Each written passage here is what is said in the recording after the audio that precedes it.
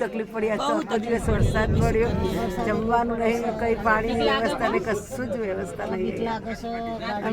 ભડાકાનો વરસાદ ચાલુ એનથી વધારવું જોવા આ છોકરો પાણીમાં બિસ્કિટ પલાળીને કોઈ એનથી વધારવું જોવા. ખાવાનું એવું હોય નહીં, ખાવાના મોકલતા નહીં કે ખાવાનું કહે. જમ્મુ કાશ્મીરમાં વાદળ ફાટવાના કારણે તારાજીના દ્રશ્ય સર્જાયા છે. વાદળ ફાટવાની ઘટના બાદ ભૂસ્ખલનના કારણે અનેક રસ્તાઓ બંધ થયા છે, જેના કારણે અનેક મુસાફરો ફસાયા છે અને તેમાં ગુજરાતની એક બસ પણ ફસાઈ છે. વૈષ્ણવજન તો તેને કહીએ જે પીડ પરાઈ જાનાને રે.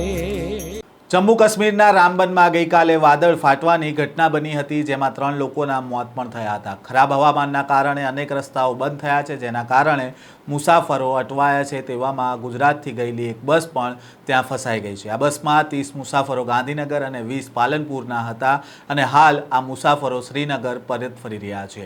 આ ઘટનામાં ફસાયેલા એક ગુજરાતી મુસાફરે 20 એપ્રિલની સાંજે 6:30 વાગે એક વિડીયો વાયરલ કરીને ગુજરાત સરકાર પાસે મદદ માંગી હતી. 20 પેસેન્જર અને ગાંધીનગર 30 પેસેન્જર લઈને અમે જમ્મુ કાશ્મીરના પ્રવાસે જવા નીકળ્યા હતા, જમ્મુ કાશ્મીરની યાત્રા માટે. તો અહીંયા પરત ફરતી હતી તારીખ 19 તારીખના રોજ અહીંયા લેન્ડસ્લાઇડિંગ ભેખોડ ધસી પડતા વરસાદનું ભારે પ્રમાણમાં જોર જોખમી અને વરસાદ ભારે પ્રમાણમાં આવતા અહીંયા ભેખોડ ધસી પડતા પૂરો હાઈવે બ્લોક કરી નાખે છે.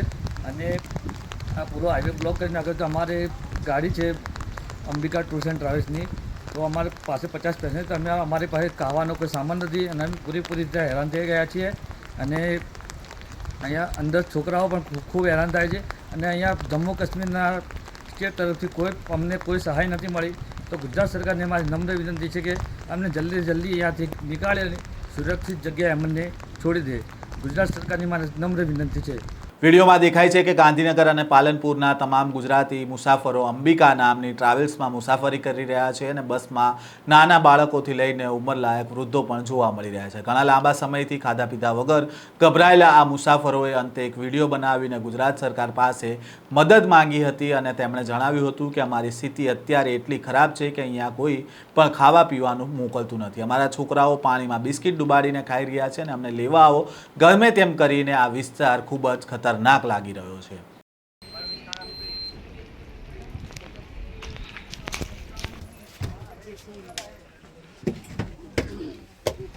આ બધા અમારા પેસેન્જર છે, આ પૂરેપૂરી રીતે હેરાન થાય. માજી આપને શું તકલીફ પડી? બહુ તકલીફ પડી. આ ચોથો દિવસ વરસાદ પડ્યો, જમવાનું નહીં, કઈ પાણીની વ્યવસ્થા નહીં, કશું જ વ્યવસ્થા નહીં. ભડાકાનો વરસાદ ચાલુ એનથી વધારવું જોવા. આ છોકરો પાણીમાં બિસ્કિટ પલાળીને કોઈ એનથી વધારવું જોવા. ખાવાનું એવું હોય નહીં, ખાવાના મોકલતા નહીં કે ખાવાનું કહે. બીમાર થઈ ગયા છોકરાઓ. વરસાદ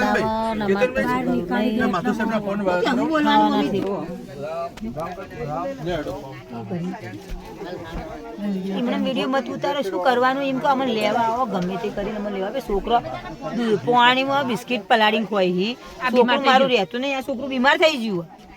અન્ય એક મુસાફર વિડીયોમાં કહી રહ્યો છે કે અમે 12 તારીખે જમ્મુ કાશ્મીરની યાત્રા માટે નીકળ્યા હતા, જ્યારે 19 તારીખે શ્રીનગરથી પરત આવી રહ્યા હતા ત્યારે ભારે વરસાદના કારણે ભેખડ પડવાથી અહીંયા રસ્તા તૂટી ગયા છે, જેના કારણે અમે રામબન જિલ્લાની અંદર ફસાઈ ગયા છે. મારી ગુજરાત સરકારને વિનંતી છે કે અમને જેટલી બને એટલી જલ્દી સુરક્ષિત જગ્યાએ પહોંચાડો. જમ્મુ કાશ્મીર તરફથી અમને યોગ્ય જવાબ નથી મળી રહ્યો. અમારી પાસે ખાવા માટે કે પાણી પીવા માટે પણ કોઈ સુવિધા નથી. અમે 30 જણા ગાંધીનગરના અને 20 જણા પાલનપુરના એમ કુલ થઈને 50 જણાની ફેમિલી સાથે અહીંયા આવ્યા છીએ અને અમારી સાથે નાના બાળકો પણ છે અને અમારો જીવ ખતરામાં છે. તો ગુજરાત સરકારને વિનંતી છે કે અમને સુરક્ષિત જગ્યાએ પહોંચાડો. જમ્મુ કાશ્મીર ગયેલા મુસાફરો શ્રીનગરથી પરત આવતા હતા તે દરમિયાન હવામાન બદલાયું હતું અને ભૂસ્ખલન થતાં રોડ બંધ થઈ ગયા હતા, જેના કારણે બસ ત્યારે ફસાઈ ગઈ હતી અને બનાસકાંઠા કલેક્ટર મિહિર પટેલ સાથે ટેલિફોનિક વાતચીત કરી અને રામબન જિલ્લા વહીવટીતંત્રની ટીમને મદદ માટે રવાના કરી દેવામાં આવી છે. જો કે તમામ મુસાફરોને રાત્રે નજીકના સેન્ટર હોમ ખાતે રાખવાની પણ વ્યવસ્થા કરવામાં આવી છે.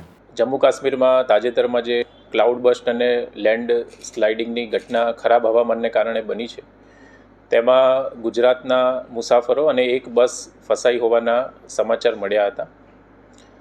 ઘટનાની માહિતી મળતા તરત જ માનનીય મુખ્યમંત્રી શ્રી ભૂપેન્દ્રભાઈ પટેલ દ્વારા જમ્મુ કાશ્મીર પ્રશાસન સાથે સંપર્ક કરી અને પ્રવાસીઓને કોઈપણ જાતની અગવડ ન પડે અને વહેલામાં વહેલી તકે ખરાબ જે વાતાવરણમાં ફસાઈ ગયા હતા ત્યાંથી કાઢવા માટેની સીધી સૂચના આપવામાં આવી હતી અને અત્રેના ડિસ્ટ્રિક્ટ કલેક્ટર કચેરી બનાસકાંઠા તથા ગૃહ વિભાગ સતત જમ્મુ કાશ્મીર પ્રશાસન સાથે સંપર્કમાં જે મુસાફરો ફસાયેલા હતા તેમના માટે કામગીરી ચાલી રહી હતી.